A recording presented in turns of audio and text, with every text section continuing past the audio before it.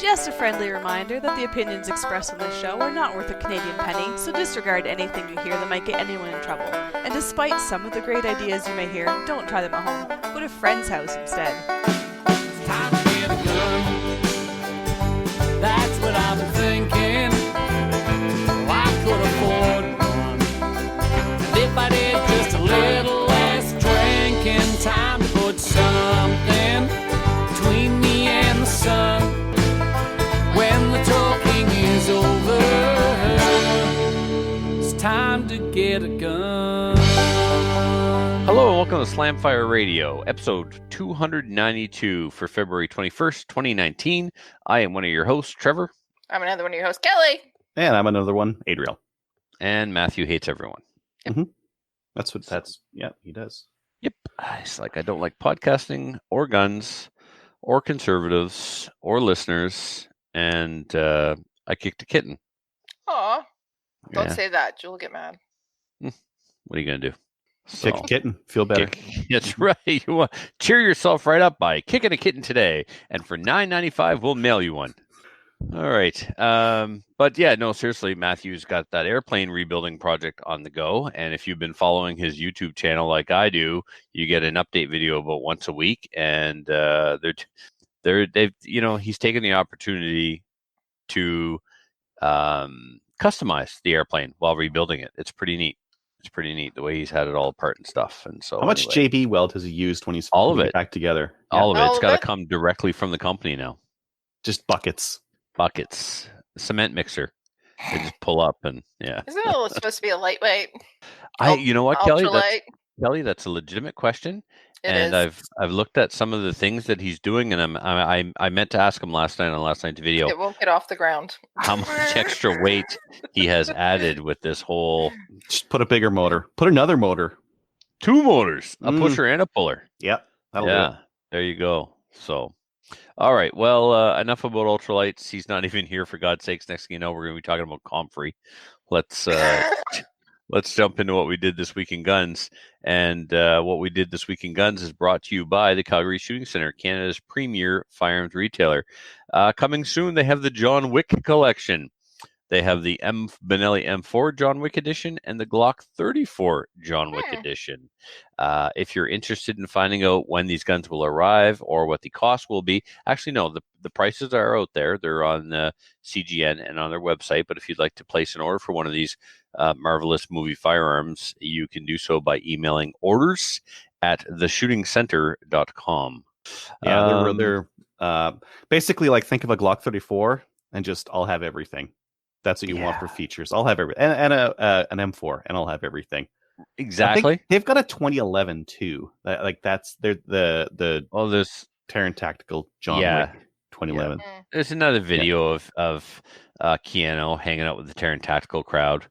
It's almost like he's got a man cave shooting range. When the camera turns back behind the shooting line, it looks like a man cave. Love seats and sofas, and it's really decked out like a man cave. Or I should call it a woman cave, because I don't know what Terran Tactical is all about, but there's like half-dressed women up all over that place. So he's So in doing other something, words, the man cave. I guess. Or maybe it's their cave. I don't want to assume whose gender the cave belongs to. You know what I'm saying? But there's a cave.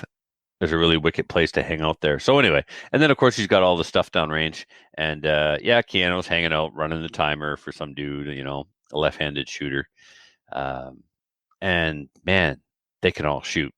Those videos are pretty cool to watch. So it's almost like if you just have a range in your backyard, right? And all the guns you could possibly want, all you do is shoot. Yeah, Huh. Eventually you get good at what you do. Yeah, I should do that. Yeah, you step up to the line of your man cave and shoot, all kinds of steel, and it's mostly steel. And they've got some of those they look like the old zombie targets that bled. Mm-hmm. Yeah. Kind of look like those, but not zombie targets. So anyway, let's continue on what we did this week in guns. I've been doing some dry fire with my PCC because, that's how you put a dent in the ceiling with a comp. Because I have an indoor match this weekend. I'll be leaving tomorrow from work to go to Captain Andy's. And then the next day we got a match at the AMA range indoors. So let's switch the camera over here, Adriel, and I'll show the listeners who are viewers what I did and talk about it. So for the listeners at home, my PCC is a Freedom Ordnance FX9, which I got from Wolverine Supplies in Manitoba. A big shout out to them. They're the ones that did me a solid. Last week I made a mistake and said that it was Wanstalls that did me a solid. No, it wasn't. I just misspoke. It was Wolverine that did me a solid. I got the gun from them, and they threw in some Glock mags for me. The Korean made 33 rounders there. So anyway, so what I got here is I had originally put a Vortex Viper, which is a red dot that's typically put on a pistol. Well, I had put that onto my PCC, and it was too low. I couldn't get a cheek well. It was pushing off my hearing protection. And then I've seen lots of guys with 2 red dots. And I was like, why the second red dot? They were like, for hard leans around a corner. I don't think, Adriel, that anytime I asked the question, any of those guys specified that hard lean was a weak side lean. When you're standing in front of a wall and you're a right-handed shooter and you shoot around the right side of the wall, it's no problem. When you're a right-handed shooter and you got to shoot around the left side of the wall, it's a problem. And it's an even bigger problem with a PCC. So there's a couple of different ways to do it. You can just switch shoulders, or you can switch shoulders and hands completely. So instead of shooting off your right shoulder, you switch to your left shoulder and you shoot the gun with your left hand. Or the fastest thing is to add a second red dot on a 45-degree angle. And when you get in there for that hard lean on the left side of the wall, you just roll the gun to the side, and it gives you a lot more ability to lean around the wall. So everything that's straight on you, straight in front of you, you just use the optic on the front of the gun. And then when you got a hard lean, you roll the gun to the side and you start looking through the optic on the 45. And so I tested it tonight during dry fire. I didn't fully understand or appreciate why these guys were doing the red dot until I tried to lean around a wall on the weak side. I was like, what this is no. So I tried to switch in hands and stuff. And I'm like, wait a second, I got other red dots upstairs. So I robbed the Vortex Spark AR off my Typhoon Defense. And that's the primary one on top now. And I put my Vortex Viper, the little handgun red dot, on the side on a 45. I had it behind the primary optic, but it was kind of right over the ejection port, and I was afraid some 9mm brass was going to ding it, so I put it at the front. And so obviously now I'm clear of the ejection port. The only problem is I'm kind of straddling both the handguard and the receiver. I don't think it's going to move. I don't think I'm going to lose zero. Like you said, Adriel, I'm not shooting 600 yards either. So yeah, you'll just use that guy for shooting like 20 yards. Who cares? Yeah, at most, right? Hard lean for a target, and that'll be faster. So, so that's all set up. I will go to an indoor range when I get to Nova Scotia and sight it in. And the same day I sight it in, then we'll go basically from the practice range to the somewhere to eat, and then the range for the match. Then Trigger Wholesale did me a solid. We're going to have them on the show possibly as early as next week, or if there's no conflicts next week, otherwise sometime in the future. So here's my Typhoon Defense F12 semi-automatic magazine-fed AR style 12-gauge shotgun. And in the little care package that Trigger Wholesale sent me was this beautiful muzzle brake. It's ginormous. I mean, it's about the same size as a Volkswagen Beetle. It screws onto the end of the barrel. So the way the barrel on the Typhoon is made, the outside of the barrel is threaded, and you screw your chokes over top of the outside of the barrel. They don't screw inside the barrel. So this muzzle brake screws on in place of a choke. So unfortunately, it doesn't work with chokes, but I hear that there's a new generation muzzle brake going to hit the market soon, if not already, that will work with the chokes.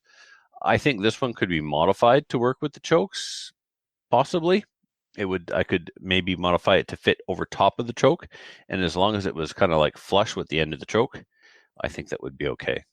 But yeah, you need to be able to use your chokes in 3-gun and that kind of thing. So that's really where we're looking for this kind of thing. Yep, I like the idea of a muzzle brake on it. Especially if it tames the recoil a little bit. I think it's cool. But if I can't use chokes, it defeats the purpose of having a flat muzzle. Like I'd rather deal with some recoil and hold the gun tight and have chokes. than not have chokes, have a flat shooting gun, but have to make up some shots because it wasn't exactly perfect and I didn't get enough pellets on the steel. Yeah, I mean, one of the risks with 12 gauge is that it doesn't actually run a lot of gas at the end of the barrel, so you need a big bad break, and even then, you're not cutting the recoil by 60%, right? You'll never get that with a break for a 12 gauge. No. So, Trevor, we got a question from Brad on our YouTube stream. I'm from Halifax, AMA member. I have a new Ruger PC carbine in 9mm. Interested in putting side by each with your PCC for zeroing? Question mark. I don't know. Okay. I don't really understand the question either. I think he wants to zero when you're there. Yes. Well, I'm not testing them side by side. Okay. So Brad will be at Nanchuck's Saturday afternoon at some point. That's where we're going to go zero them. There we go. What time, I'm not sure, but Facebook me, Brad, and I'll let you know what time we're going to be at Nanchuck's, and you can come out and we can do that. Yeah. And I don't know if Brad's an IPSC member or not, but hopefully he is, and hopefully he'll show up with his PCC. Zero Nanchuck's. Roger that. Okay, cool. Yeah.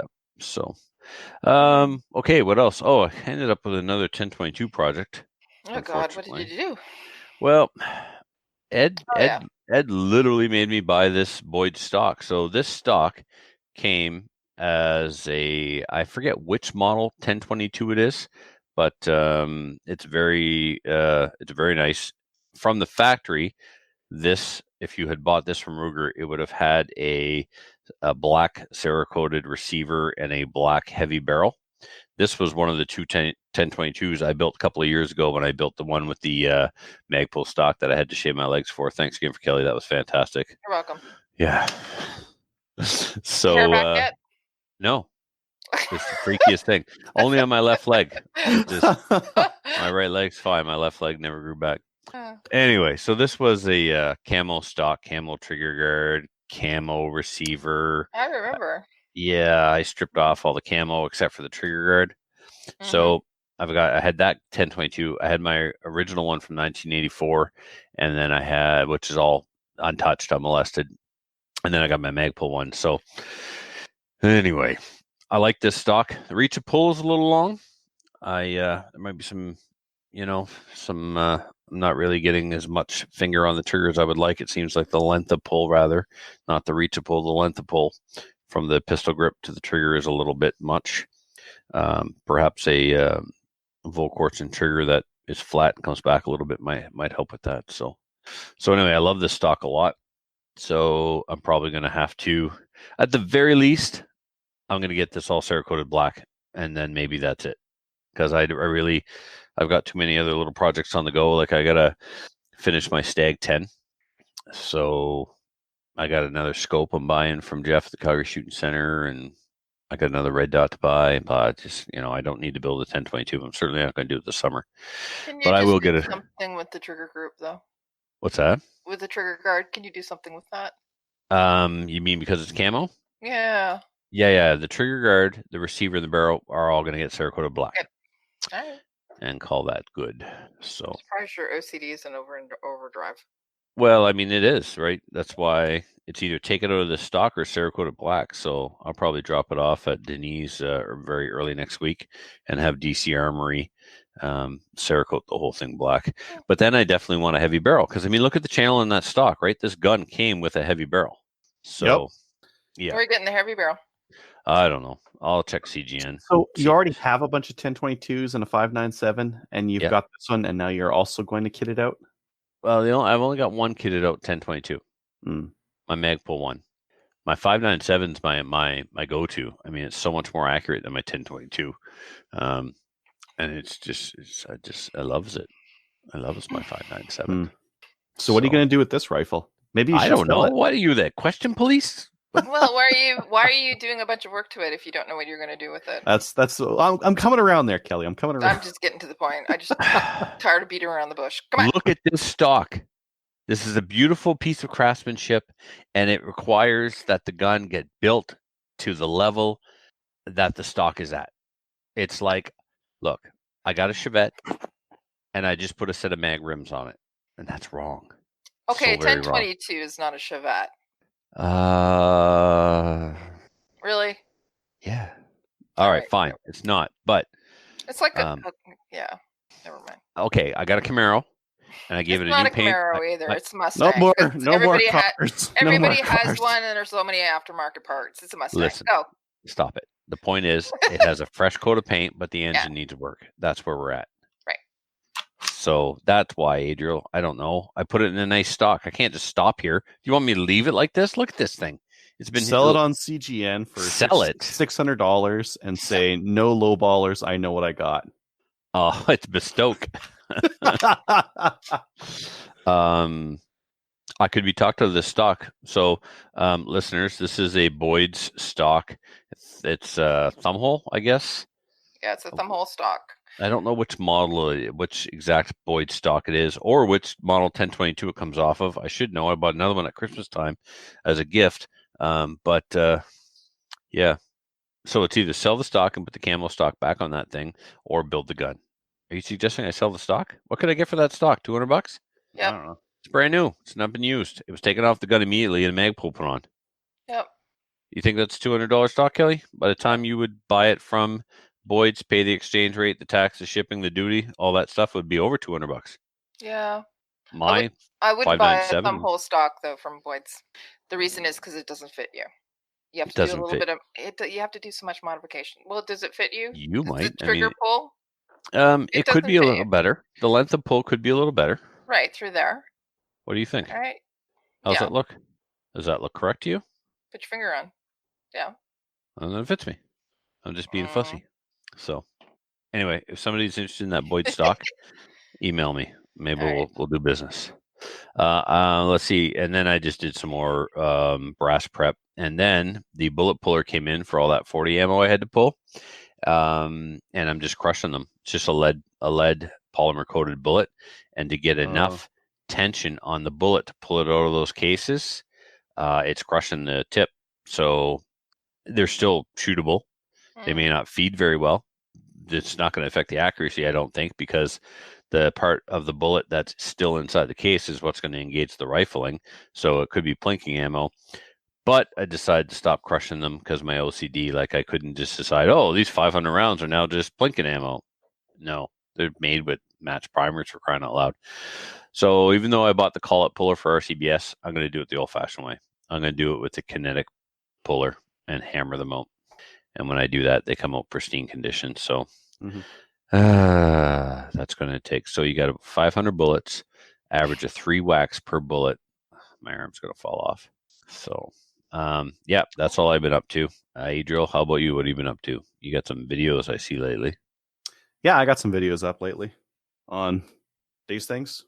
I got a Nanook 909. This is their pistol case, and I compared it like really roughly in that video against that Mastercraft one, the one from Canadian Tire.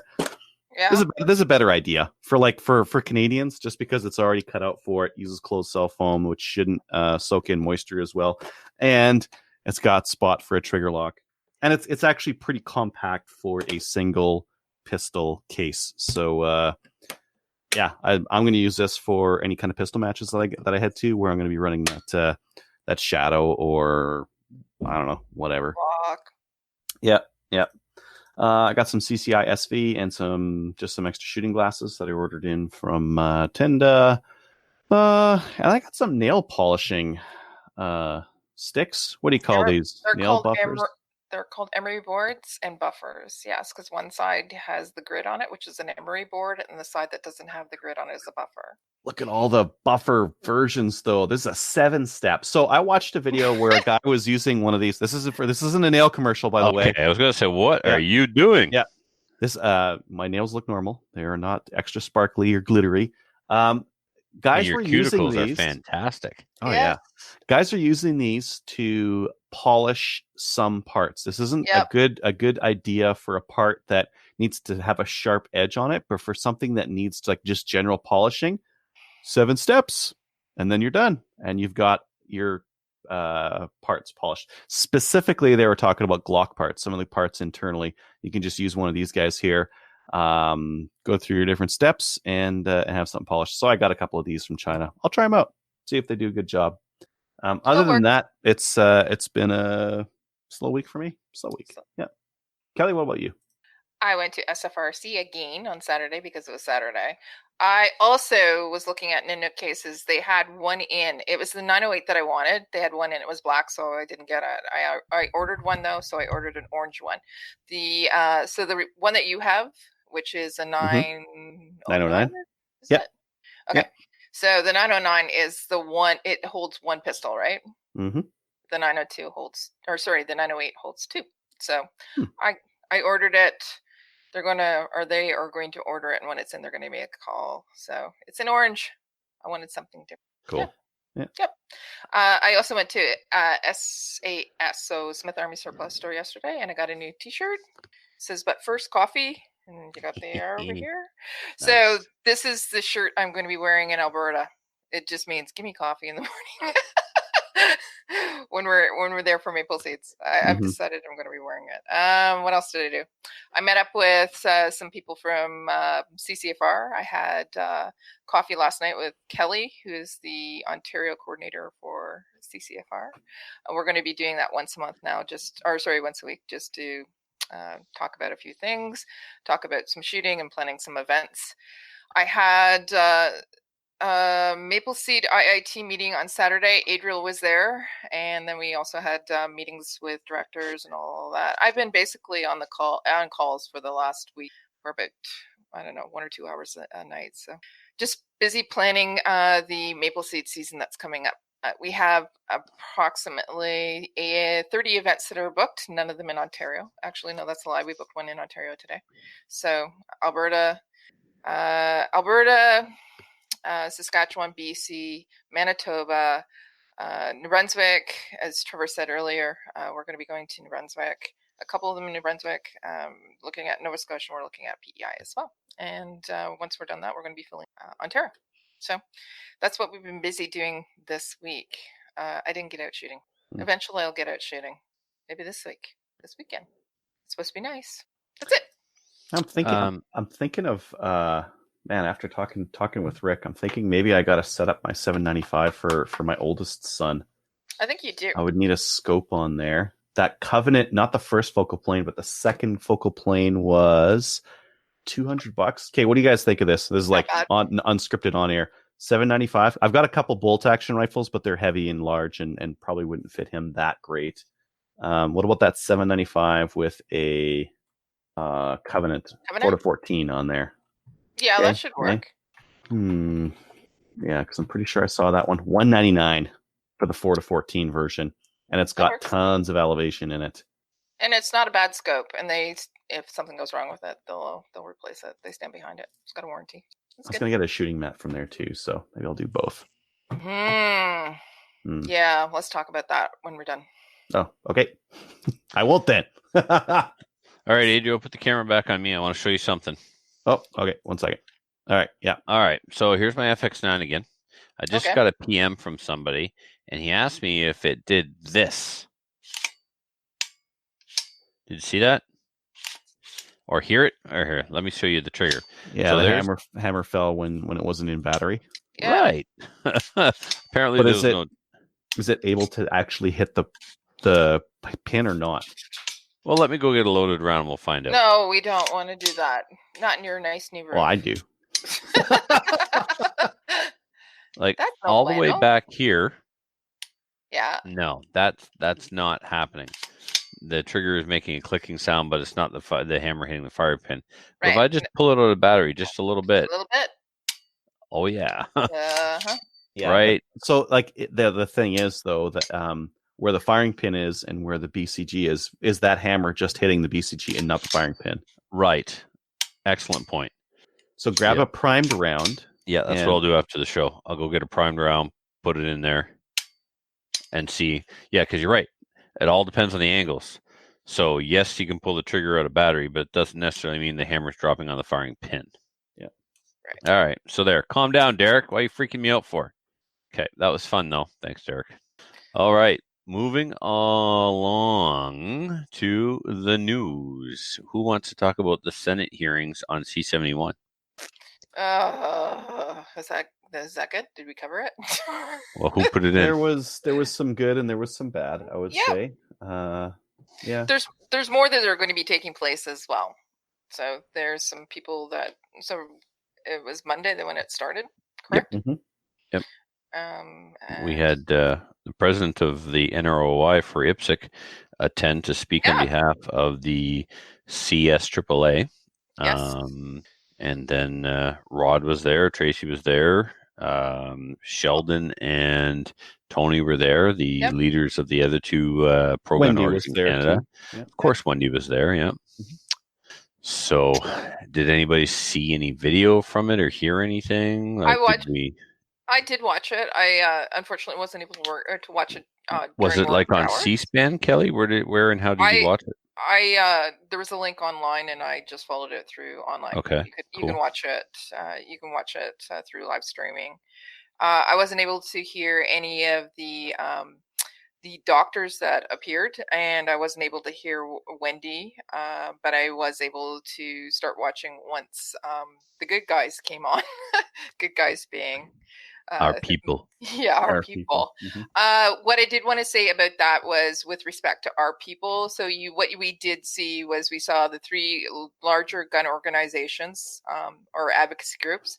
And then you also saw some other groups as well. But everybody brought something different to the discussion. Everybody was respectful of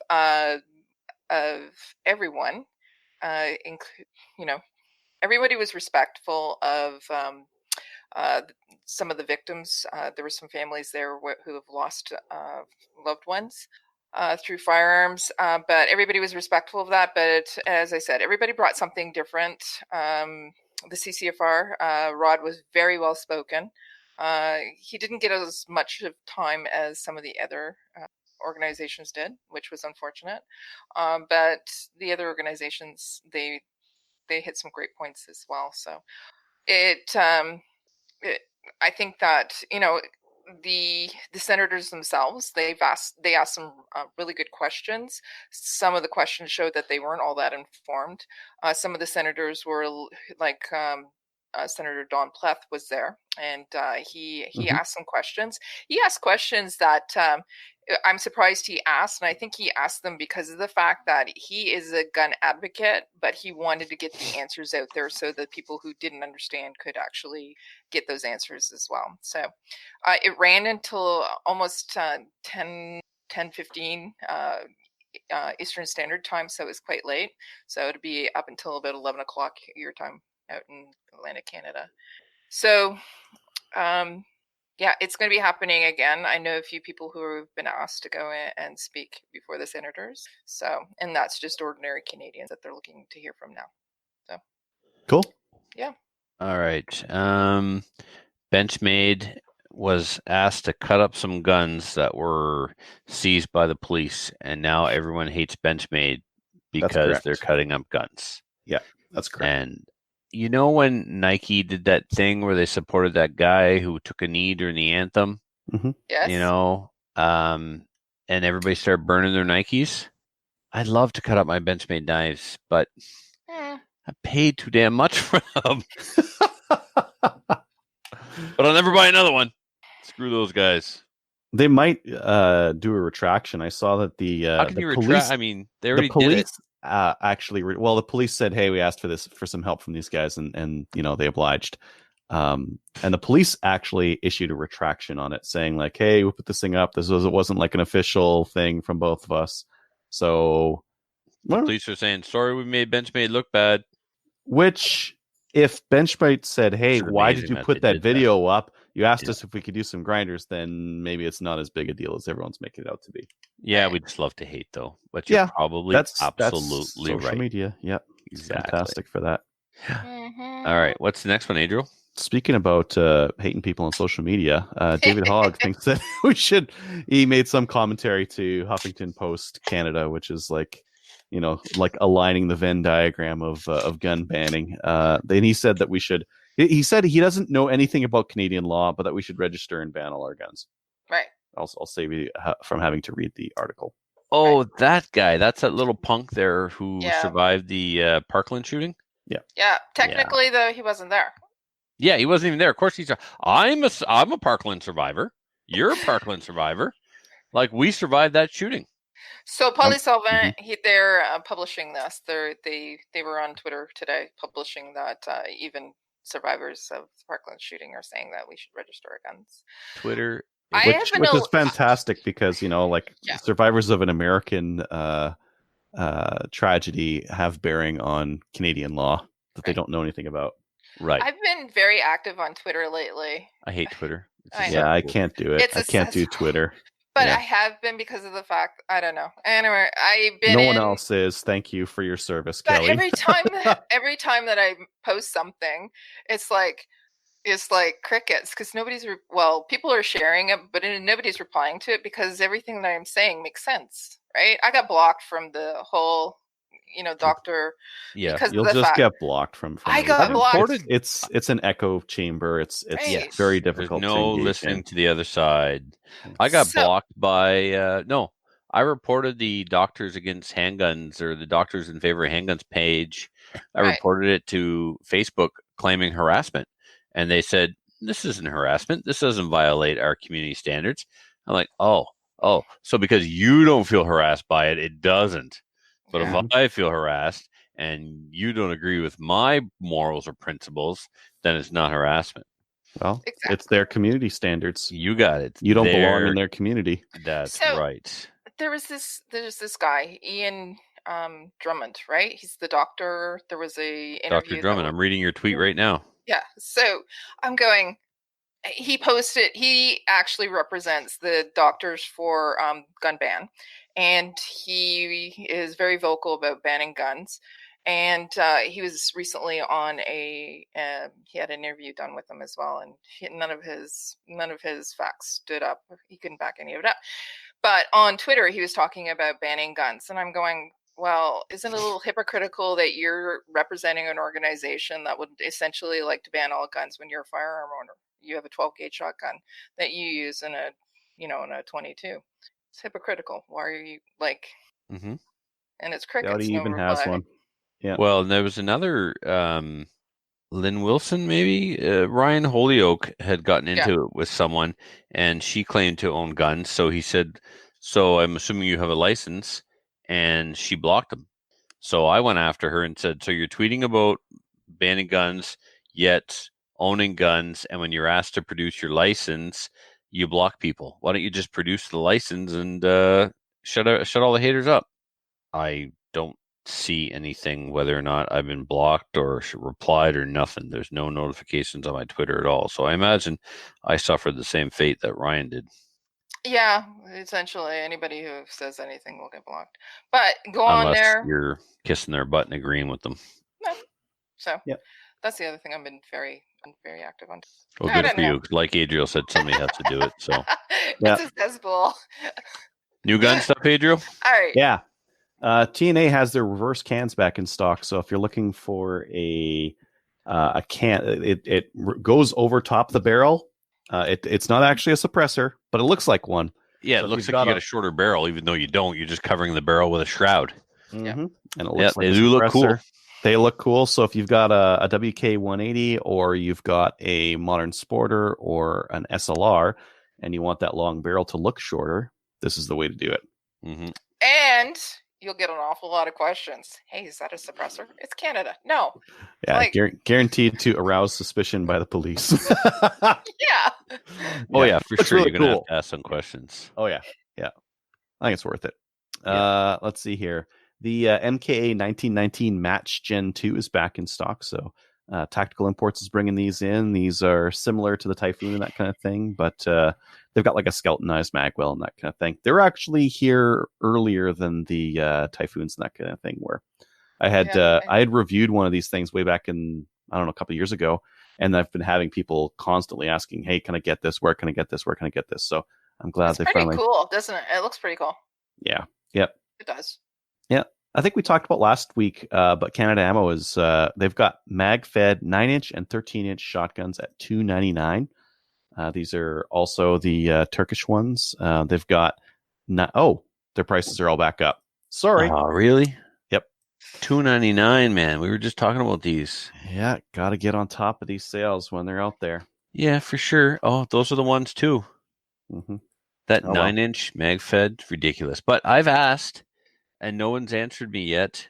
Will these work with the NewsCon AS46 mag, or do these have their own 10-round mag? Because I see 5-round mags, but you're giving up the barrel length, but you don't have to give up the capacity. You give up the barrel length, you give up the magazine tube length, but you don't have to give up the capacity if it's mag-fed. So I mean, running a 10-round mag off of a 9-inch shotgun, you end up wonderful. It's wonderful. This long, and it's got a magazine this tall. Right? Beautiful. Yeah. It's the most asymmetric thing ever, and I love it. Indeed. What else we got here? The MDR, determined to be prohib, so we are not getting those things. What are they? It's a bullpup semi-auto 308. Forgotten Weapons, In Range had done a review video on them and found all sorts of issues. And then they fixed them all, and now In Range got a version that was fixed, and it was running just fine. So, but we're not getting it. No, we're not getting it. We're getting the Tavor in 308. Mm-hmm. It's Firearms Lab stuff. You wouldn't understand. They have to huff spray paint out of a paper bag to come to these conclusions. You would not understand it. All right. Well, I won't be doing that then. Okay. Yeah. And I just kicked my glue sniffing habit, so move on. Maybe you're qualified then. Perhaps you got to upgrade to spray paint huffing. Gotta be the gold stuff. Yeah. Get that paint around your nose and your mouth. The Norinco 1887 lever action shotguns are back in stock. These were gone for the longest time. I haven't seen you for a while, and they're back. So Frontier Firearms has the pistol grip Terminator version, as well as the one with the full shoulder stock that'll actually be able to aim and hit something. Both $3.99. Let's see here. East Hills Outdoor. They have some Federal 55 grain for it's actually in a 300 round pack. 300 rounds for $109.99, which if you work it out for 1,000 is $366. So $366 for 1,000 rounds of 55 grain Federal. But you can buy them by the 300 pack. That's a good price. Just don't want a full 1,000. Why wouldn't you want a full 1,000? You could get a full 1,000. This is still by the 1,000 better than most of the other prices that I've seen. Man, just buy 1,000. Oh, can I pull this next one up on screen to show it? I think I should. Yeah. Right. All right. Feast your eyes on this. What did they say in marketing? Say hello to the Gersan Regard Gold. This is like El Capo or El Chapo's pistol. Look at this thing. It looks plastic. Like the grip looks horrible. Yeah, it probably is plastic. It's a poorly done engraved gold pistol. It's gold. So it's if you have baby. if you're this isn't like for if you're like a cocaine dealer, maybe if you're like a meth dealer, or like a crocodile dealer. If you have a double wide trailer at the park, this is how you roll. Right. Yes. This is the heat that you pack. So it's a Beretta 92 clone made by Gersan, which is a Turkish company, and it's gold with faux wood grips that are engraved with like a flower with mother of pearl inlay and like gold leaf on the slide and the frame, and it's got finger grooves. It's horrible. Let's just say it's horrible. Gold. But you know what, Kelly? Do you know where there's have you seen another gold engraved pistol for $877 MSRP? You have not. No, you have not. Is it really for good reason? Is it like fake gold? They're spelling turkey in a very unusual way. That's not how they spell it on my Turkish shotgun. I didn't know turkey had an I, Y, and an E in it. What's Maybe up that's with that? How they say it there. I guess so. Huh. Yeah, here they're spelling it. They like turkey like what you eat for Thanksgiving. Huh? Whatever. Some extra accents in there just for fun. There's little dots on the U and the I. Fantastic. All right, Anschutz. And shoots. Did you guys know that they have a 223? I did not know this. I didn't know this either. And it's not like in the grand scheme of like expensive, high quality 223 rifles. It's not even that bad. It looks like your Nork stock because your Nork is a clone of a 223 of a Anschutz, right? Yeah, but this stock looks a lot nicer. Yeah, the forehand looks similar. Yeah, it looks. It's they have. So this is Tesro. They have an Anschutz 223 for $2,300. I was just going to say it's $2,300. Wowzers. Yeah, but if you're going to get into like a Seiko or something like that, you're at $2,000. You're at $2,000 right away. And to get an why are they not German? Maybe it's really Germans. Accurate. Maybe. Probably not necessary for shooting coyotes too far away. But it's got a 6-lug bolt. 2-row 6-lug bolt. Would this be something you would use for like full power or full bore silhouette? I don't know. I'd use this for coyote hunting. If I had like a gob load of money, I would use this for coyote hunting. This is classy. It's got classy written all over it. All kinds of class. And probably accurate. Well, because Anschutz. And finally, Cabela's has SKS. Speaking of classy. Yeah, speaking.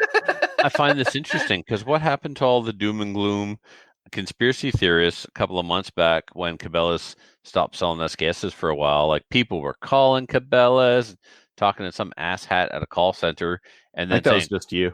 I spoke to corporate Cabela's and they said, no, like, oh my Canadian Tire?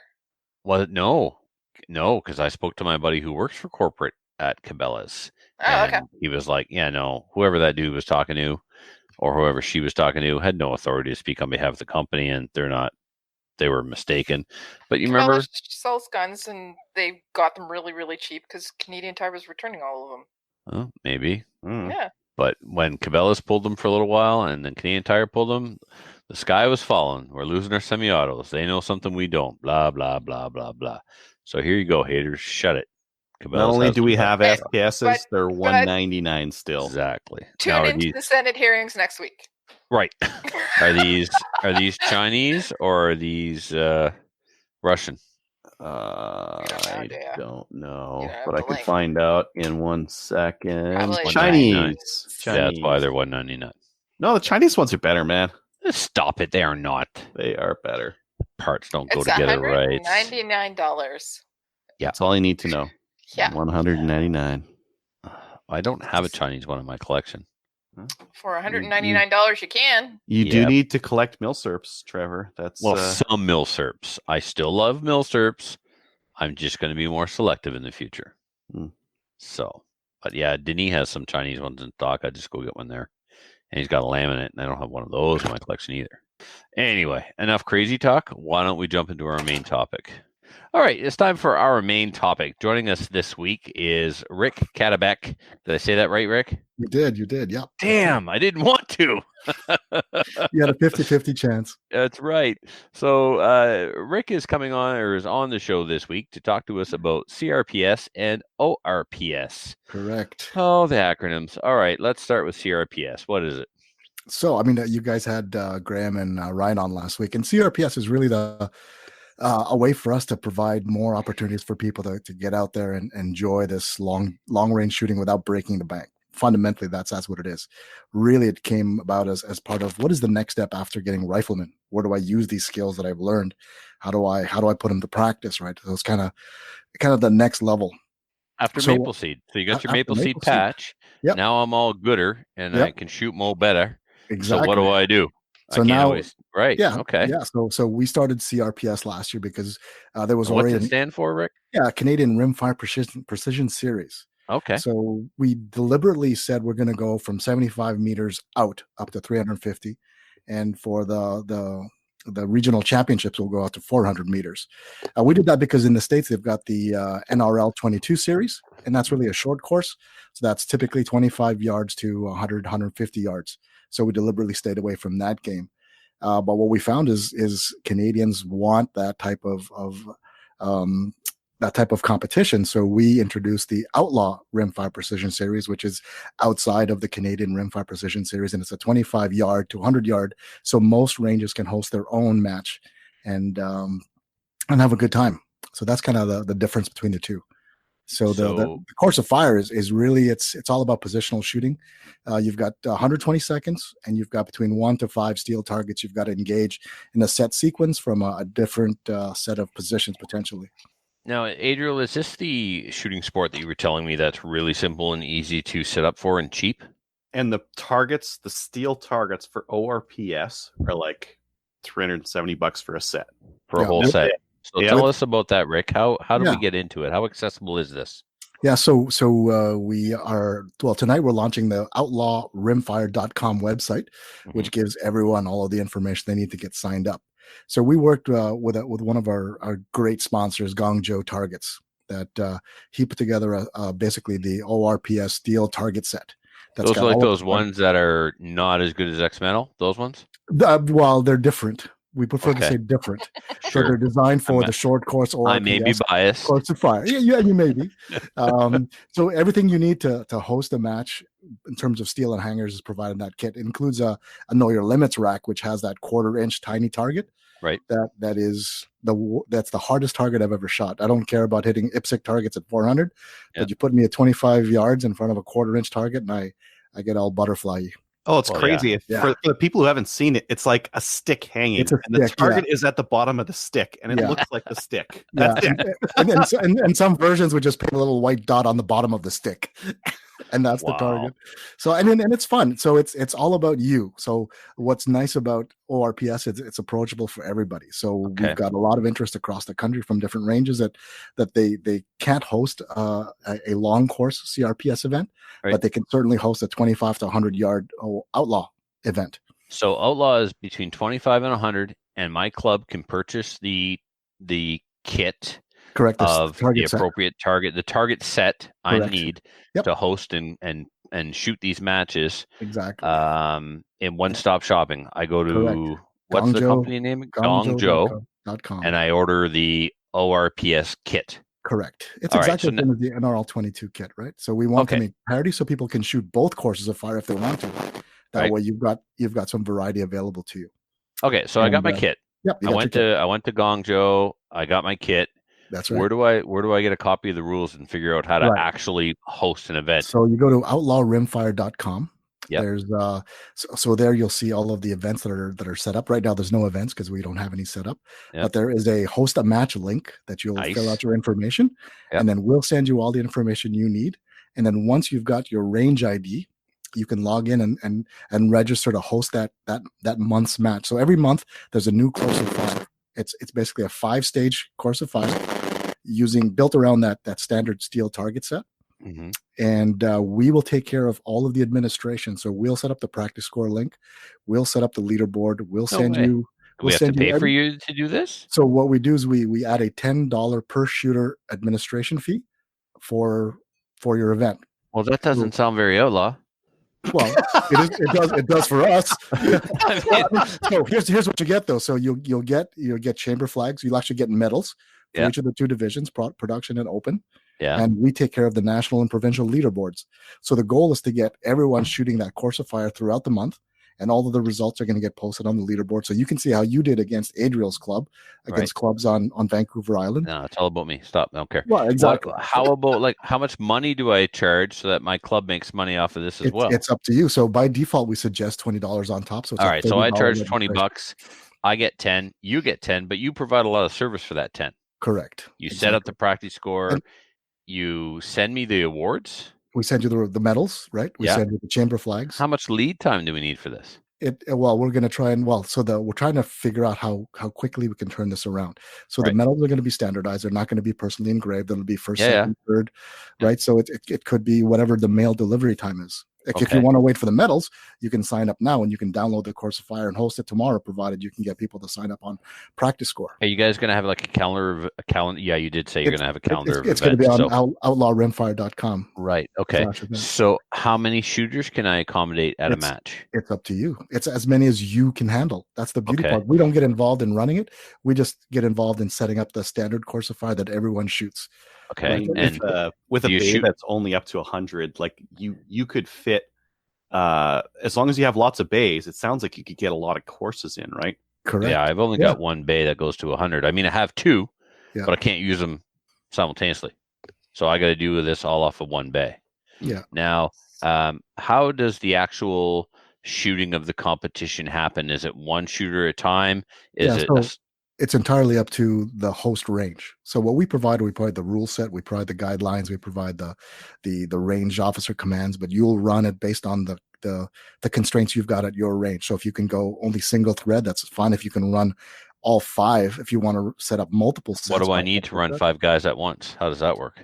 So all you need is a scoreboard, right, and 5 ROs to monitor and make sure that everyone's shooting it consistently. And as long as you would I have 5 sets of targets down there? Well, no. So the 5 stages, they all use the full set. Okay. Right? So we build it around that. So we never exceed that. So if you buy the set, you can shoot all 5 stages at the same time. So you could be shooting stage 3 and I'm shooting stage 1? Exactly. Yeah. And that's how we typically run. Yeah, that's how we run all of our events. Typically, it's 5 stages that run simultaneously. We squad up. If you've got 5 people, maybe you'll just do one squad and go through. If you have 50 people, you've got 10 people per squad, and you're running one shooter per squad simultaneously, right? Okay. What kind of equipment do I need to do this? Because if I present this to my club, I need to be able to tell them, this is what kind of rifle and scope you should have. So what's the recommendation? Here's the cool part. It's so easy. There's actually a video we put together. It's whatever basic rifle you're using now, because the holdover at 100 yards is only 8 inches, right? So if it's a 6-inch target, you're target half over, and you're just holding for wind at that point. So any fixed 4-power could work. A Ruger 1022, a Marlin 795, whatever old rifle you can find. Even those Mauser trainers will work, right? Provided you can hold over 8 inches. Yeah, it should be magazine fed with at least 5 rounds. Well, it's 120 seconds, so we're more generous than the action rimfire rifle guys that add that stress of time. Our goal is to get people through and exciting, and really it's about the points, not the pressure of time. So it's a different game. Yeah. We run a stopwatch with 120 seconds, and in 120 seconds, your points are whatever you hit. Correct. Yep, it's binary, right? It's hit or miss. Is it fixed round, or can I shoot as many rounds? So we tell you that this stage has 10 rounds, this stage has 12, this stage has 6. Right. Okay. And is there a mag cap limit? Like, can I? No. So if I want to get there with my 5.97, there's a round cap. Right. There's a round cap. Right. So you can load a 30 round mag, but you got to stop shooting at 10. Yeah. Gotcha. Or you can load one round per magazine, right? Yeah. So you can do like 10 magazines. Yeah, we had a 1 round per magazine. Shoot a bullet, reload. Yeah, shoot a bullet. That's it. Yeah, you get. That's up there with some of the coolest things you've ever said on the show. 10 1-round magazines. Give her. There you go. So yeah, and the goal is we don't want to dictate how you want to run the match. We just dictate the match you're going to run. Yeah. Right. The goal is to standardize the barricade. So we provide a standard barricade set. Mm-hmm. So it's going to be 3 milk crates. It's going to be 4 tires of a certain diameter and height. It's going to be an 6-foot A-frame ladder. It's going to be a standard sawhorse bracket, right? Yeah, it's going to be cinder blocks. And we just create different stages using that standard Lego set of barricades and targets. Well, the interesting thing there is that you do standardize that across all the different clubs across the country, right? So we get to and you score it nationally as well, right? Exactly. So if I'm the big dog at my range, but I'm really like a big fish in a small pond, I'll know. Exactly. Yeah, you'll know exactly. No, I mean there's environmental conditions. It could be rainy, it could be cold, but again, it's nice to know kind of where you stand, and maybe we'll track environmental. But at the end of the day, it's all about having fun, and everybody has to see where they stand. Winning. It's about winning, right? And there you go. And then the top 3. I think the people that place at the top also get a free registration into the regional championships of CRPS, the long course event. Wow. Which is nice. And we've got that happening in Kamloops, BC for the west, and at Petawawa for the east. Okay. So, yeah. Neat. Adriel, I think you had some questions prepared for Rick. You want to go ahead with those? Oh, yeah. So as far as ORPS, the MOA required sounds like 8. So you don't need like a dialable turret scope or anything like that. Just hold and send it. Yeah, exactly. What kind of rules do you guys have around tripods, bipods, that kind of thing? Is there an advantage to those? So at Outlaw, in the Outlaw series, you got 1 bipod and 1 bag, no tripods. If you want to game it, go to CRPS, right? It's all about just you and the rifle. And there's always a positional component, usually 1 or maybe 2. So there's a standing unsupported with a sling only, just to show, hey, it's important to know the fundamentals, right? It's not about, how good you are off the bench. It's how good you are as a shooter on your own. Kind of giving a leg up to the Maple Seed people, right? Absolutely. It's intentional. If you want to do well, book the next Maple Seed in your area. Because it's important that the fundamentals, right? Because once you know the fundamentals of unsupported, you can apply that on a supported position and do even better. Very cool. Are there divisions in ORPS then? There are. So it's the same division. So it's production and open. We want to keep it simple and standardize across so that you can take what you're running in Outlaw and run it in CRPS and know that you're compliant. Yeah, that's it. Very good. So semi or bolt? That doesn't matter. Whatever you're comfortable with, that you are reliable. The last thing, 80% of people will fiddle with a rifle the day before because they're trying to tune it, right?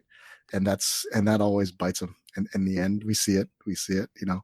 Your eye relief is not right, or you're going to the latest hot ammo that you've never really run a couple of mags through, and they're not going to extract properly. I've won these short course events with a semi, and I've won it with a bolt. It really depends on who's there that day and kind of how comfortable you are. So is there an advantage? Only if you feel there is, right? But otherwise, a good shooter is a good shooter no matter what tool they're using. Mm-hmm. So these are Outlaw. These are made to be run like across the country. Is there a way for a range that has more distance to run more of the CRPS matches themselves? They can. So that's something that we'll be working through this year, because our goal is to have it truly national. So we want to be in the Maritimes. We want to be in Manitoba and Saskatchewan. But right now, it's just a function of time that we know we want to offer it as much as possible. So we'll have some exhibition events testing out new ranges, because it's got to be standardized so that it's part of that points race, right? We want to make it fair. So maybe there's a Maritimes, there's an East, there's a Central, and there's a Western division, and then eventually we'll have the true national where you've got the top guys going to the national event. But we'll see where it goes. Right now the focus is just getting more people out enjoying rimfire or just shooting, period. Just like when we were kids with BB guns out in the woods, right? Just take off, have a box of BBs and just go to town. Yeah, that was the allure for me, because I spent a lot of my teenage years shooting gophers with 22s, or shooting a pop can or something like that with 22s, and betting your buddies like, hey, you think you can hit that thing that far? And they take a shot, and then you take a shot, and this is at that level. And what's nice is so ballistically, shooting a CRPS match is similar to 308 at the typical PRS matches. You're shooting to 1,000, 1,200 meters, right? So that's the challenge. But the wind affects you more because it's a lighter bullet, right? So a smaller gust is gonna take you a little bit further. So if you had, let's say you had a new competitor and they were going to shoot CRPS or RPS, or maybe both, and they had $600 in their pocket, what would you recommend that they do? What would you recommend they buy? So do they have a preference whether it's semi or bolt, right? So my two go-tos are the Ruger 1022, and the Savage Mark II. Doesn't matter, sporter or varmint, they all shoot well. It's only 10 rounds, right? So you're not gonna heat soak that rifle. And those are the two, And what would you recommend for an optic? So depends. If you're just shooting ORPS, it doesn't matter. It honestly doesn't matter, because you don't have to touch the dial. You don't have to have any graduated reticles. It's all holdovers, right? As long as you can see clearly through. More magnification is always better, just because you can be more precise. But at the same time, you end up losing the target because you're zoomed in too much, and that's usually one of the mistakes. For CRPS, then that's a different game, because they're at 200, I think you're holding over 80 inches right at 200 meters. Ooh, yeah. So that's challenging. And at that point, then you've got to have a graduated reticle, or you're dialing. Yeah. So, how low can you go? There's the Bushnells at $200. There's some Nikons in that price range, but the interesting stuff starts to happen around the 400. Again, I don't know all of them, but certainly the Vortex Diamondback Tactical. You've got the Athlon Argos, and you've got the what was the other one? The Cabela's Covenant. 4 to 16, 6 to 24. Those are the most popular ones that we see on the tour. Can I say that? On the tour. Yeah. So they're out there, the series, so Yeah. And we've been blessed by some great sponsors that provide us some free equipment that we can use to help people see the difference. And there are differences how they click, differences how they, first focal plane. That's the cool part. You're getting first focal plane scopes now in the sub 500 price point, which is amazing. Who are the sponsors, Rick? There's a ton. So the big sponsor we've got is Guangzhou Targets. I mean, for us, the biggest expense is steel. Like the setup, 20 to 25 steel targets is expensive. And Guangzhou is not only a great supporter, he's also excited about the sport. So coming up with different targets, different challenging targets, and he's always there. And like everyone, this isn't our full-time job, right? So he takes the time to get as excited as we are. Vortex is a huge sponsor this year. Actually, our national title sponsor last year was Ely. So without them, this would not have been a national series. They made that happen for us, and we're happy that they've seen the value. We actually in match play last year, we shot over 30,000 rounds of rimfire, and if you think about all the rounds that went down in practice as well, I mean, I'd like to think we made a dent in rimfire ammo sales last year, and this year we're looking at 60,000 in match play. So not counting. I mean, I talk to people that are buying thousands and thousands of rounds for practice, right? So MDT, huge sponsor. Milcon Training. I'm going to miss a whole bunch. Matador Arms. I mean, if you go to the website, all of the logos are there. Mystic Precision. Jerry Teos. Oh, really? He's great at providing help for people. He's the EGW Athlon guy. If you need something to make your optics run right, he's the guy. He's the guy. If you needed like a 20 MOA rail, EGW rail, he'd be the guy to have it. Yep, exactly. He's always got orders going in, so he's the MOA guy. He's the MOA adjustment, and you got a choice of rings or rails, right? I've got those Burris Z rings on my rifle, and that's got me some.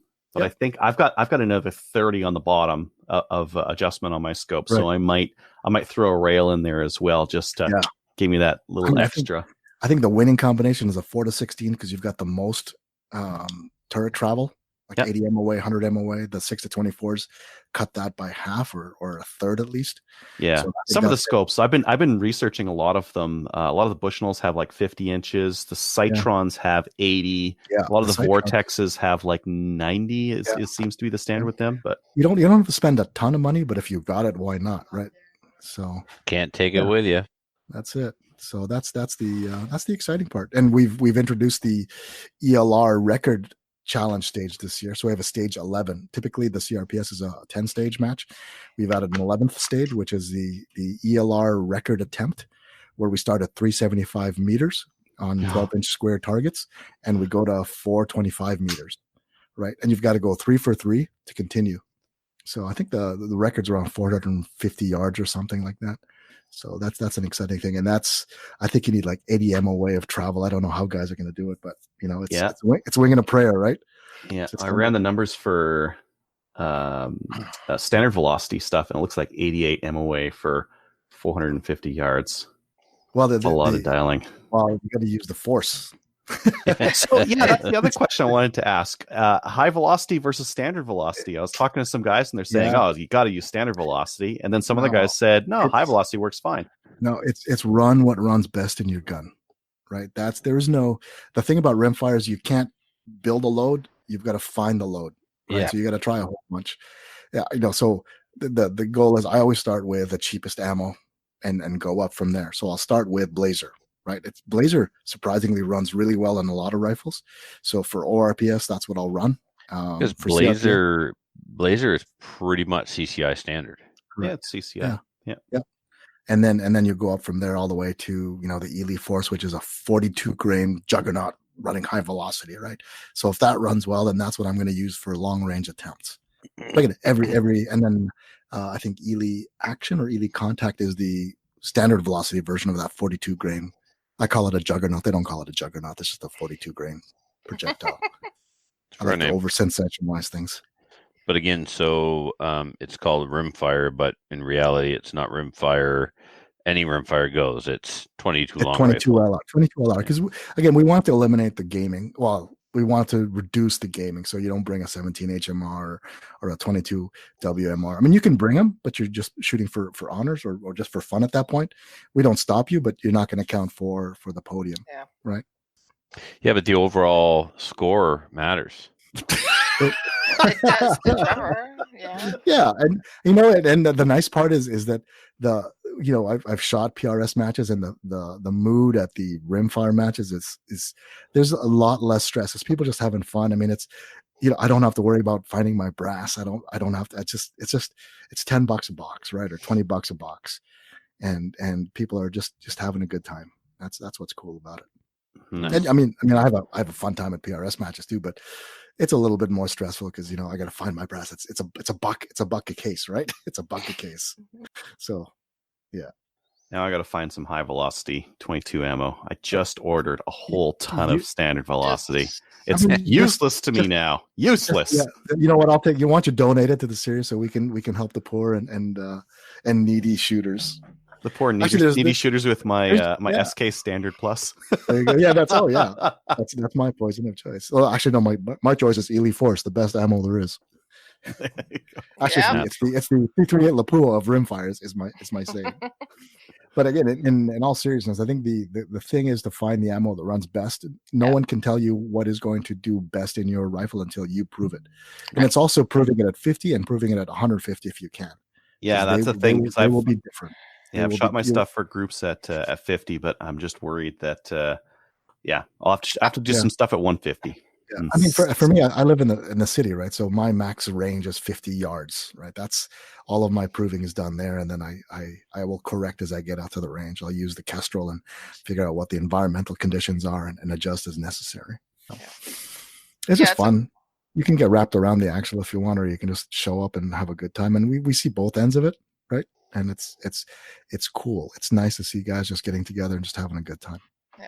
Well, it's so exciting to see yet another organized shooting sport that is super accessible. Uses arguably one of the most inexpensive firearm platforms we have, shooting the least expensive ammo that we have. Shooting the least expensive targets. Like Rick, you were saying that steel was the most expensive. You are not spending a lot on steel. Like our 3-gun club has like 20 grand plus in steel easily. Yeah. So like $370 to get an ORPS match going is like nothing. Yeah. You make that back in like a match or two. Yeah, really. Exactly. We dropped $8,000 in one shot to get a full set of steel challenge targets. Well, if you would shop for one match a year. If you shop with Gung Joe targets, he could probably get you a better deal than the people you're currently dealing with. So it was nice having you on again, Rick. Thank you for filling us in on that certainly doomed to fail idea you have. Hey, actually, the other thing is are those hydroponic lamps in the background? No, they're not. They're soft boxes. They really look like halogen. They're video soft boxes. Hydroponics. Yeah. I grow orchids. That's my story. All right. Actually, so we talked about accessibility. So one of the things at CRPS is that youth shooters shoot free when accompanied by a registered shooter. So if you're under 18 and you have a buddy, tell them to sponsor you, and you'll get a free ticket.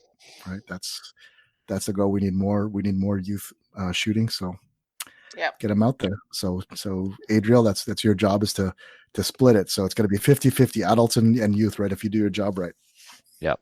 It's going to be chock full of adults. That they're like, yes, the kids, 22s are for kids, but that match is going to be stock full of adults. Yeah, what I'd love to do is have two matches. One is the CRPS and the other one is the CRPS youth event, where it's just kids shooting. Or maybe you could have an ORPS the day after we have that May 4th event at Chaz.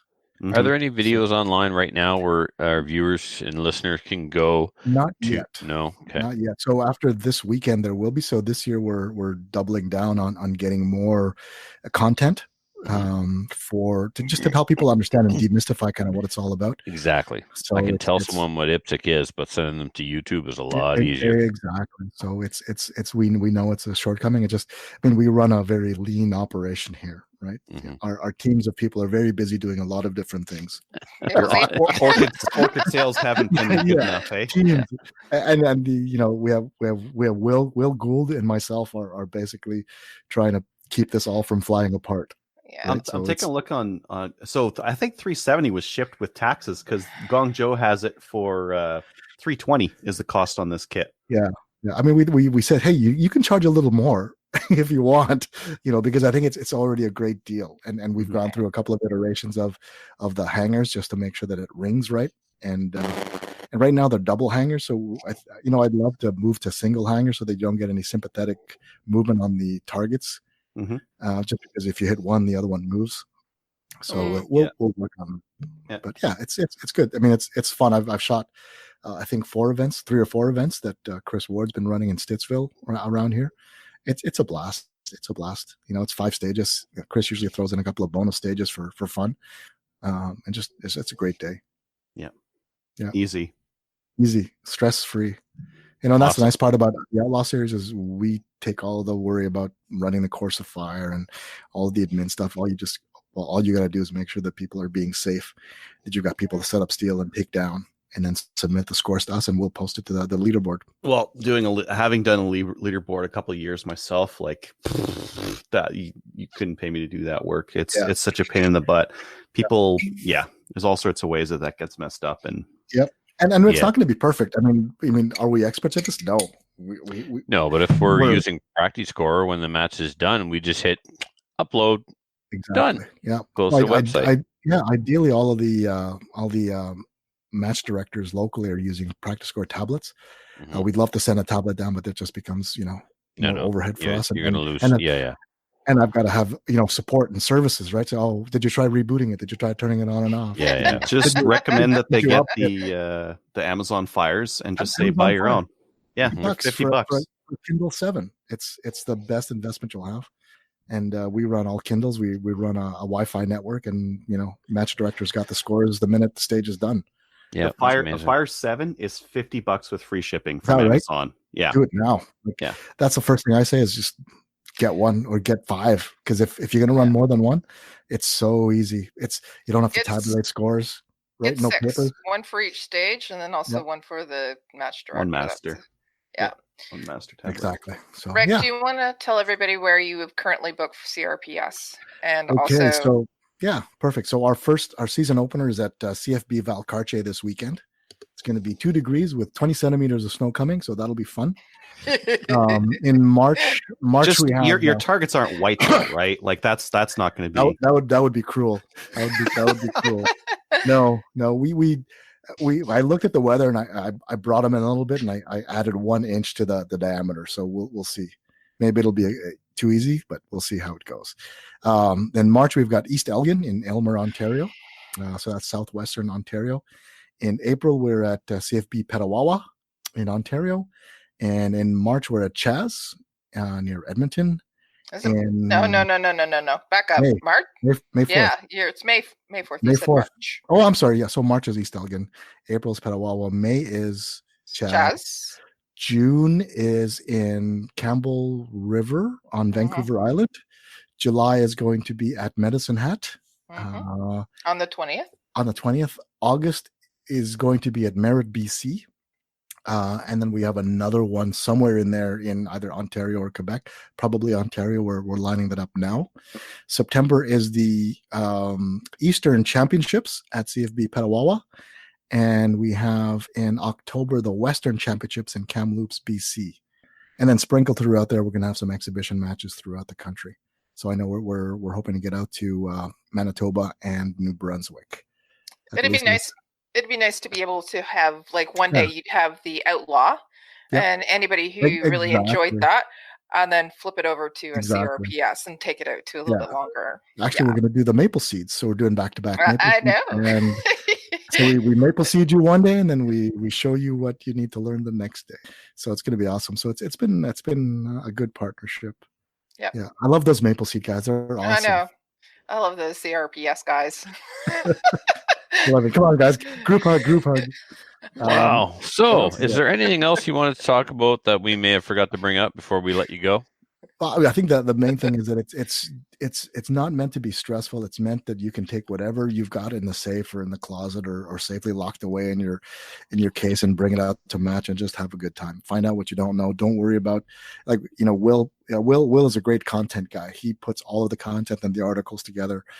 And it's, we had 1,300 members, but we only get X% showing up. And he asked, what stops you from coming out? And a lot of people saying that they're not ready. It's like, well, what are you waiting for? The only thing you need is desire and interest, right? Everything else you got to learn as you go, right? No one's ever going to be ready until you take that first step. So I think that's the main thing. Is I want to dispel the misunderstanding that it's a game for pros. It's for guys who love to hit targets, right? If you like the sound of steel, ORPS and CRPS is the place for you. It's cheap. It's pennies a round, right? 6 cents a round, right? Not my stuff, but yeah. Well, not your stuff. I mean, yeah. Awesome. You can certainly start there. That's it, and go from there. Yeah, that's it. So, hey, thanks for having me on the podcast. It's always good to connect with you guys again. Hope to see you guys all at CRPS match or an ORPS match this year. You will. It's definitely something I want to try. So thank you so much for coming on. Oh, you're welcome. And telling us all about it. And keep us updated when there's match videos posted, when there's matches on the calendar posted. Let us know. Yep. So the 3 areas you got to go. It's rimfireprecision.ca is our CRPS site. We're launching outlawrimfire.com tonight. So it is ready to go. We've got, I think, the March Course of Fire up there. So if you are interested in hosting an event, there is a sign-up page. We'll get you registered. You'll be able to download. You send us your info. We'll get all the practice course stuff set up. You can order patches, you can order stickers, you can order chamber flags, you can order banners, whatever you want, just to get your match more up to speed. Guangzhou Targets is out there ready to ship target sets. As I said, Course of Fire is ready. And the last thing is on YouTube, we have Canadian Rimfire Precision as a channel that we started up. So we'll be feeding all of our content through that, and Instagram, rimfireprecision.ca. So that's 4. Sweet. All right, great. Well, thank you very much again, Rick. Thank you, guys. And look forward to getting some updates in the near future. For sure. Thanks for having us. You're welcome. Once again, I'd like to thank Rick for coming on to basically introduce us to a new drug, because that's what we needed, a new way to spend money on firearms and competition. So thank you. We were talking about crack earlier as like a real cheap drug, and I think this is a real cheap drug too. It is a real cheap drug. You're right. Like so $320 if I really wanted to. I could buy this whole target pack and set up my parents' acreage. Yep. A full match. Right. And I could just go with a couple of buddies and we could just shoot it over and over again. So no need for a gun range. No need for silly CFO's offices and certifications. And you're on your parents' acreage. Mind your business, y'all. These are non-restricted 10.2s. Yeah, no one's going to be bothered by someone shooting 10.22s in the back. And if 40. a gopher does show up, unlike the range, you're allowed to kill it. And you'll be sighted in for it. Right. Mm-hmm. So the best piece about that is you can do the outlaw, which is 25, right? 25 yards out to 100, correct? And it's 5 stages. So you could put that in your parents' backyard. Oh, I got out to and then 600 if I want to, but I was just going to say, and it can be your introduction. So for example, with Carson, it'd be awesome because it is 25 to 100. And if he's hitting steel, then he'll be engaged in it because it's the basic barriers that they're doing for the outlaw as well. So once you actually are done that, then you can go into CRPS, which is going to take you out to the 300, or there's that long shot as well, which you can do too. And then they put in extra barriers and it's more stages as well. So it's like he can't make hits at 425. He's disowned. Can you make 3 consecutive hits at 425 with a 22? Your status as my son depends on it. Yeah, I think he can do it. He's a good little shooter. Like seriously, he is. Yeah, we'll see. That's what I plan on doing for training for this May event. See if he's up for it. Okay. Nice. We'll see. Maybe not. All right, Kelly, do you want to grab the YouTube listener feedback and see if there's something there that we should answer? There's not really. All right. And then let's go into our regular listener feedback, which is brought to us by or sponsored by Armory DC Gunsmith. Armory DC Gunsmith is a full-service gunsmith who specializes in firearm refinishing. He offers hot bluing, parkerizing, and Cerakote finishes, as well as wood refinishing.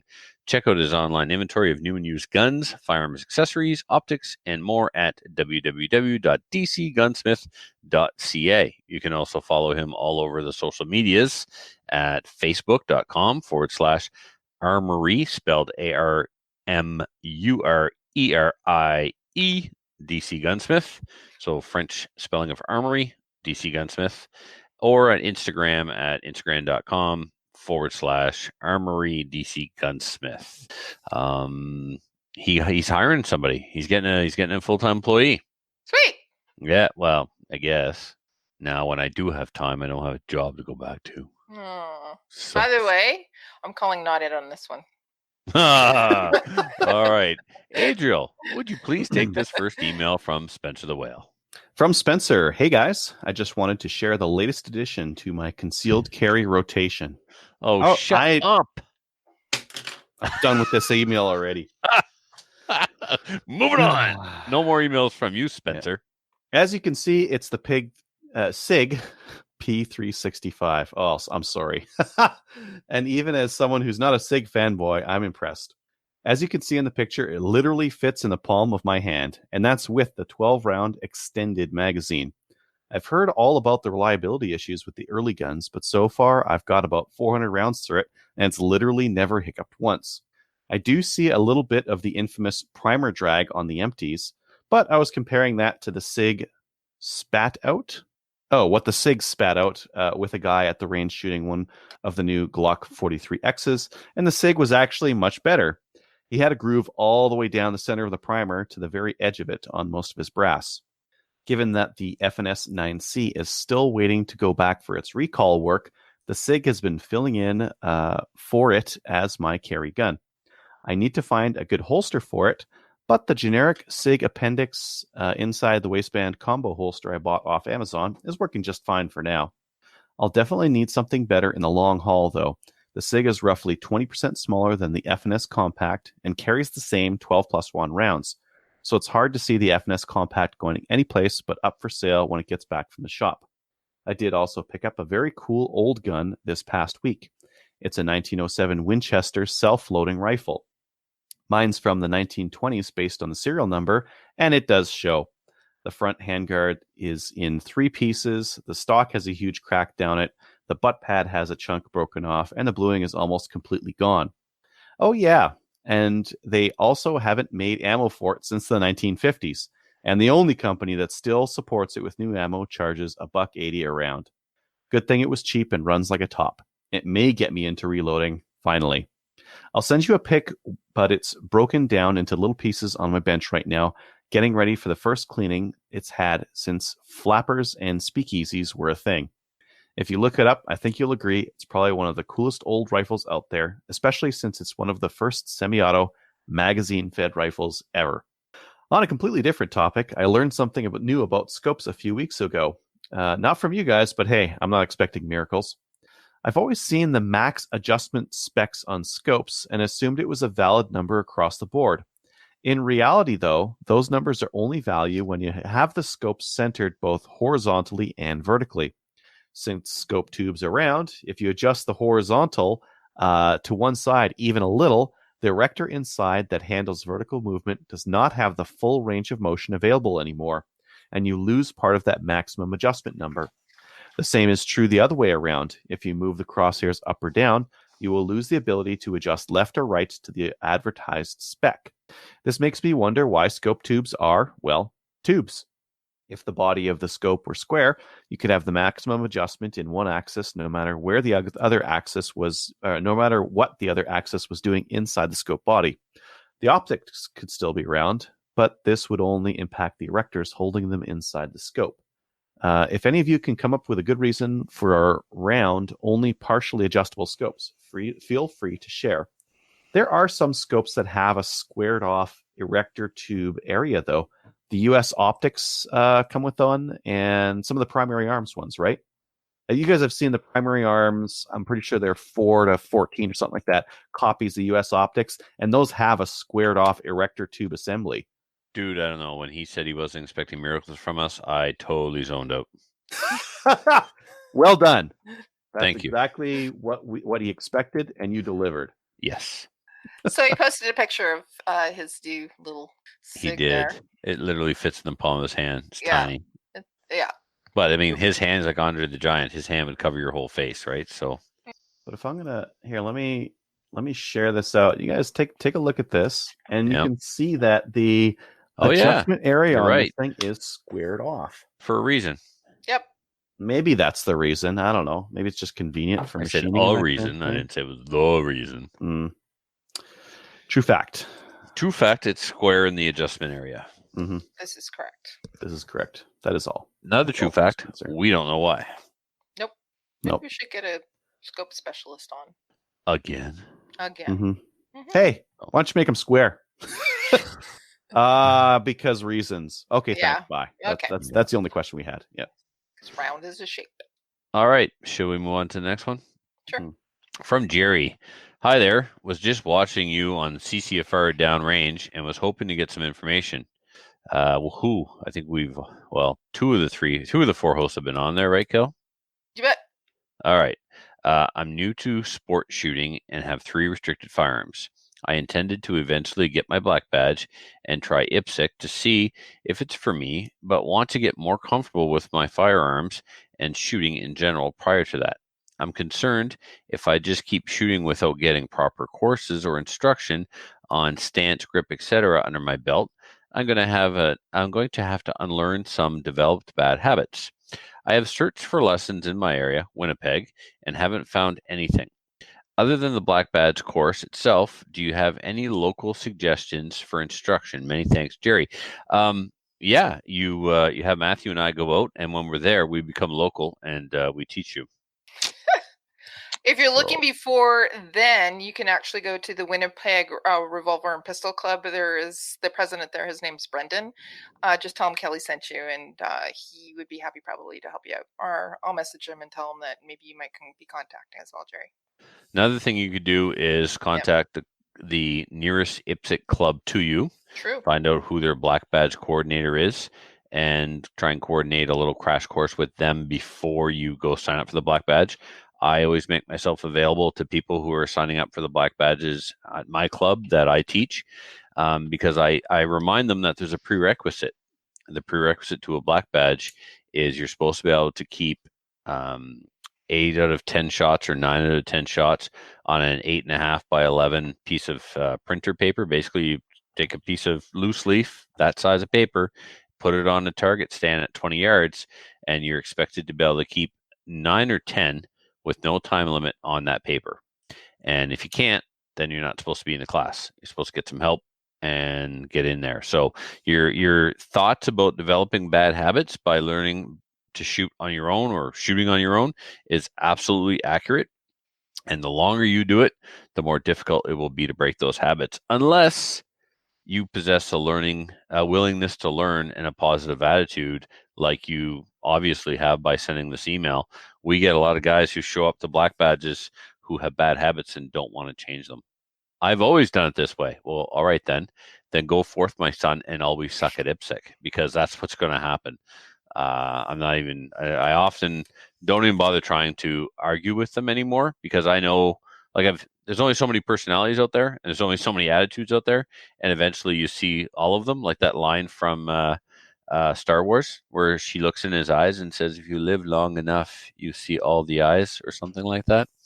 And anyway, yeah. So if you're already asking and concerned about developing bad habits, then you'll be fine.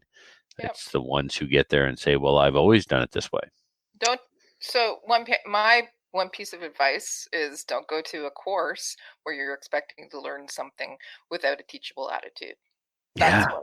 Well, no, but Kelly, the problem is a lot of people want to come to the course not to change, but to be told that they are doing it correctly. They just want someone else to justify for them that, all the reasons why you're sucking are not you. You're fine. It was the weather that day, or it was this, or it was this guy, or whatever, right? Believe it or not, some people sign up for classes just hoping to get validation. So they don't want to change this when we told that they're right. So anyway. And see how awesome they are. Yeah. So, I mean, Jerry, I know some IPSC shooters in the Winnipeg area, but I don't know necessarily anyone who's teaching. But reach out to an IPSC club nearest you, find out who's teaching Black Badge, and ask if you can get a little bit of range time with them before the course. And I'm sure that they will be more than happy to oblige.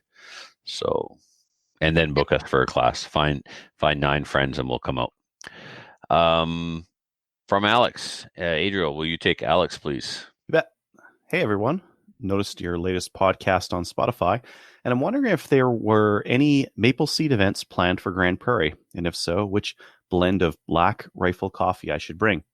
Also wondering if anyone has tried a Know Your Limits target before, and would it be a great addition to a 22 competition? Cheers, Alex. Yes. Okay. Yeah. So Grand Prairie is definitely on the map. We're looking at doing it. Yeah, it's on every map. Thank you. We're looking at doing... Schedule. You done? I'm done correcting you if you're done making mistakes. Yes. All right. So Grand Prairie is something that we've put out for this summer. So we're hoping to get there.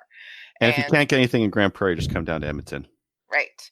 So yes, Grand Prairie is definitely on our schedule. I believe that we're still waiting to hear back from them though. So, and what type of, or what blend of Black Rifle coffee do we want? I don't know because I'm not going. So whatever you'd like to bring, that'd be lovely. Lots. Yeah. Lots of coffee. So I wouldn't be going Black on that part of the Alberta trip. I'm going on the Chaz. And so I'm going over to see Adriel. And yeah, I mean, Grand Prairie is a 5-hour drive to Edmonton. Most people in Grand Prairie know people in Edmonton. So it's like a common, large city to move to or to go to get shopping done and that kind of thing. So yeah, just make a trip of it. Yeah. Or come to the Chaz one and meet me. Mm-hmm. Yes. Cool. All right. If you would like to send the show an email to hopefully, spark a fight or a conflict between the hosts, we'd love for you to do that. And you can do that by sending it to slamfireradio@gmail.com. So apparently, we're on Spotify now. So if you'd like to go over there and give us thumbs up or stars or likes or whale vaginas, whatever they use over there, feel free to do that. And that'll help us get more noticed.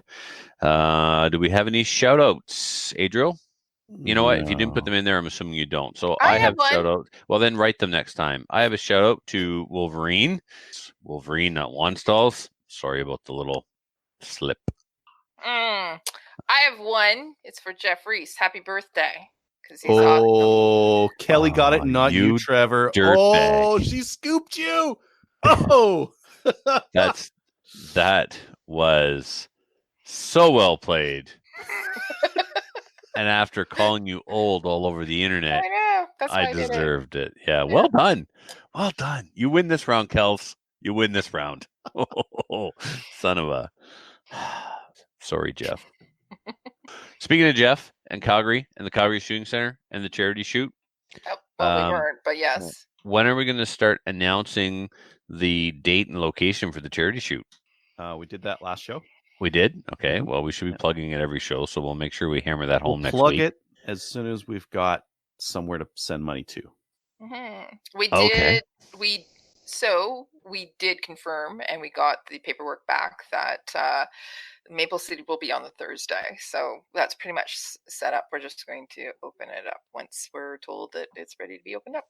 All right. So Maple Seed Thursday in Drumheller. Yep. The Ferlacci class that was scheduled for Friday, July 5th at the Calgary Shooting Center is on hold for now. So I wouldn't even bother sending an email until you hear anything further. For sure, don't send any money. It's on hold indefinitely. So if that changes, we'll let you know. But for now, that's not indefinitely. Yeah. Right. Because on July 6th, it's definitely past the indefinite definition. Yeah. So, all right, Patreonies. We have 84 of you wonderful people who love to support our show and benefit from swag and bonus content. We have a new one this week. Alexander is in for $5. So that must be some kind of caliber 5 thing. So thank you, Alexander. 50 and 500. 500. Could be anything. Alexander in for the 500 Smith & Wesson. You're a good man, Alex. Good man. You can become a Patreon and become part of the exclusive Patreon club and get the secret handshake and tattoo and password and the real number to 911 by going to www.patreon.com/Slamfire Radio.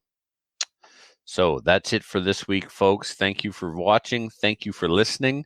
And until next week, please join one of our national firearms associations, such as the Canadian Coalition for Firearms Rights, of course. Head on over to the Canadian Gun Owners. Canadian Gun Owners? No, I did that wrong. Canada. Gun Owners of Canada. Thank you. Canada at the end, not at the beginning. Head over to GOC. And check us out over there. Kelly does a fantastic job of maintaining our little forum we have over there.